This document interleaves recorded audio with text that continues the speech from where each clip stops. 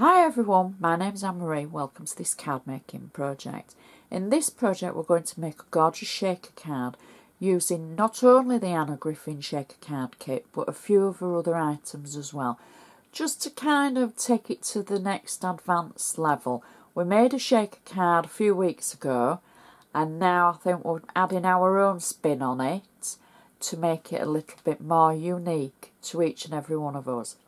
Everything I do use I should put in a detailed list on my blog, so please be free to check it out. If you've ever got anything to say or any questions, feel free on my blog or on Facebook where I can get back to you, or contact me directly. On YouTube I can't reply to you, so please don't ask me questions on there because you'll be thinking that I'm being rude for not answering them, but I just can't because my replies get wiped away. So you can also find me on Instagram as well, anmarie.vaux, V-A-U-X. The end screen of the project at the end of the video, that shows you all my links for Facebook, Twitter, Instagram, etc. So be sure to check me out and follow me if you're not.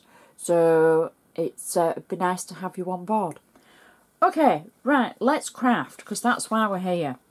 The first thing we need is a 6x6 card. Now this is my bugbear because some manufacturers make 6x6 cards just that tiny bit smaller. So they're not actually 6x6 and this is one of them. Now what you could do if you want a true 6x6 card, you could use Anna's 12x12 cardstock, cut it in half and fold it, score it, and then you've got your own 6x6 card. I've used a manufactured card and probably wishing I shouldn't have done. I should have made my own, but on this occasion I haven't done. I'm using my bone folder to make sure that even though it's a manufactured card, it's got a nice sharp crease. I've also cut an aperture in the front of the card. Now I've used just a square from a set of nesting dies. Anna's got the shaker dies that would have made a great rectangle if you were using the gift or the hearts, the stars. There were so many different shapes that's available, but on this occasion I wanted a square one. So now don't panic because we're going to use lots of items from the shaker kit, but we're just making our card a little bit bigger. So these are the ones that you get in the kit. You can see it's a little bit smaller, and obviously mine's, so this is ivory and mine's more cream than ivory when you see them together. So the first thing that I've done is I've taken one of these from the shaker kit, one of the base cards, and I've actually die cut the sentiment into a circle like so. Now this, I think this card is quite a quick card. I've taken a piece of cardstock from the Charlotte collection and I've cut it to fit the inside of our card with our aperture like that. I've got flat tape on it so I can just place it in position. Now in the actual shaker card kit, when you get the shaker card selection and you get the fronts for them, they've got middles to them, and you peel away the frame and you're left with the middle with the gold edging round. This is one of those, so I'm not wasting anything. I'm utilising all the items that are in the kit, but I'm just using them in my own way. So I'm going to position the centre in the centre of our card. I'm just going to kind of make sure it's, I was going to say make sure it's not straight. It's definitely not straight. So let's straighten it up a bit. Hopefully that is a bit better. Yep. And then press it down. I've run it through the Xyron, which was probably quite silly because that was a sticker. I could have just removed the back, but I put it through the Xyron with everything else. I've taken a piece of double-sided cardstock from the Cricut double-sided pack and I've cut that into a circle and I've run that through the Xyron as well. And then our sentiment that was on the original shaker card, I've die cut that into a circle, and I'm simply going to pop that over the previous circle. Now that's the inside of our card finished, because we don't need a lot, we just need a little bit of room for our message, but the front is going to be all the pattern. So we can now turn our attention to the front instead of the insert. I'm just going to use my bone folder again to make sure that that crease is still nice and sharp. Now the first thing for our outside is going to be kind of a frame. Now I've cut this from the Charlotte collection. It was a piece of, it actually already had an aperture in it.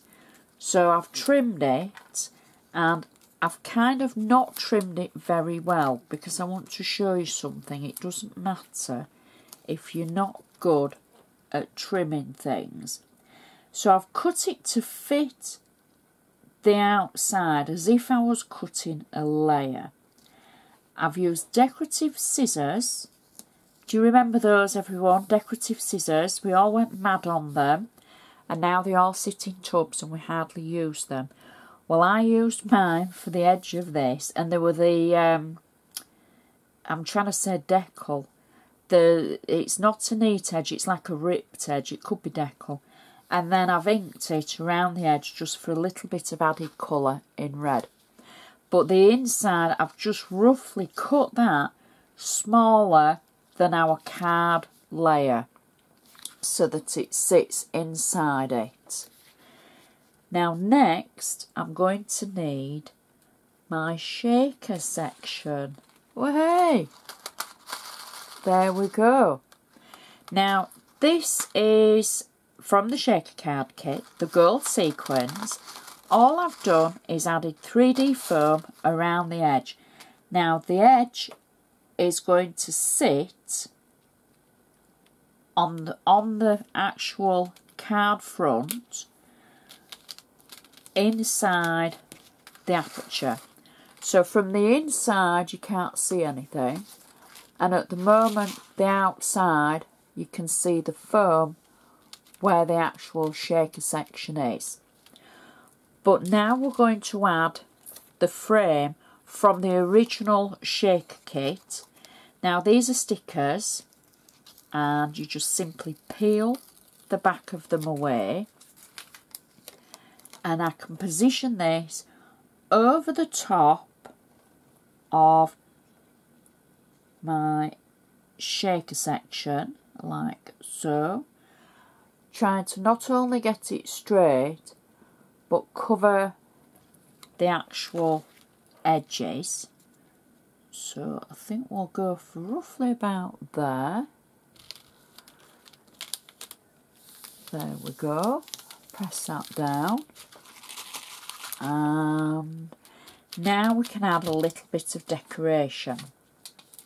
I've taken 2 of the fancy flourish dies, die cut them in Anna's metallic pink, and I've just added a little bit of double-sided tape on them at one end.